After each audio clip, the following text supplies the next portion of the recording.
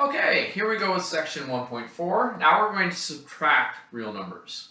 Okay, so positives and negatives again. So the good news is this is a really short section. If you can add, you can do this. Again, I know you're going to use a calculator, and so this is going to be a way to make sure that we get what we expect. And it also is going to come in handy when we get into equations and we have to kind of, work with combining like terms. So if that doesn't mean anything to you, just wait, we'll get there. All right, so for subtraction, we have two things we want to do to make it work, and then you'll notice I have some examples over there on the right. First, we want to change the minus sign to a plus sign, okay? We don't actually want to do a subtraction problem. It's a lot easier to think things through as an addition problem. It's a lot easier to see where, what actually is positive and what's negative. So just go ahead and change the minus sign to a plus sign, and then change the sign of the second number.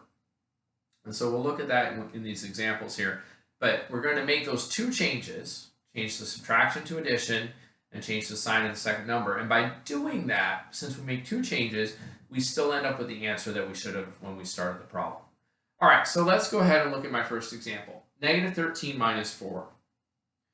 So one way you can do this, and I'm going to move over here, is where now you get a nice shadow.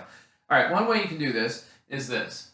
I have negative 13 minus, so I'm going to change my minus to a plus. That's the first thing I want to change. The second thing is I want to take this 4 and change its sign. So what you can do is if you cover up that minus sign, you can barely see it because I'm on the wrong side. There we go. If I cover up that minus sign, you can see what I have right now is a positive 4. I have minus a positive 4. So when I change it, I want to add a negative 4. There we go. That's our two changes. Minus to a plus sign, positive 4 to a negative 4. Then we add negative 13 and negative 4 is negative 17, just like from the last section. We can do the same thing with these two examples. We have 20 minus 31. Again, I change my minus sign to a plus. And if you cover up that minus sign, you can see the positive 31. The 31 then changes to a negative 31.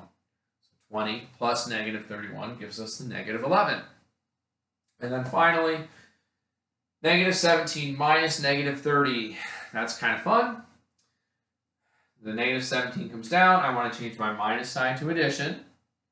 And now, what did I have? I had a negative 30, which means when I rewrite it, I want to be adding a regular, just a regular positive 30. And so negative 17 plus 30 gives us 13. So if you do this, it's a way to really help keep track of minus signs and negative signs, all of which can be really problematic. Negative signs have this magical ability to just kind of float off the page and disappear.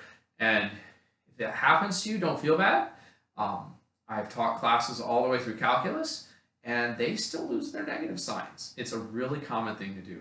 So I don't want you to do it, but I'm sure you don't want to do it, but you're in good company if it does happen. Fix your mistakes, and then go on, and you'll be just fine. So thanks.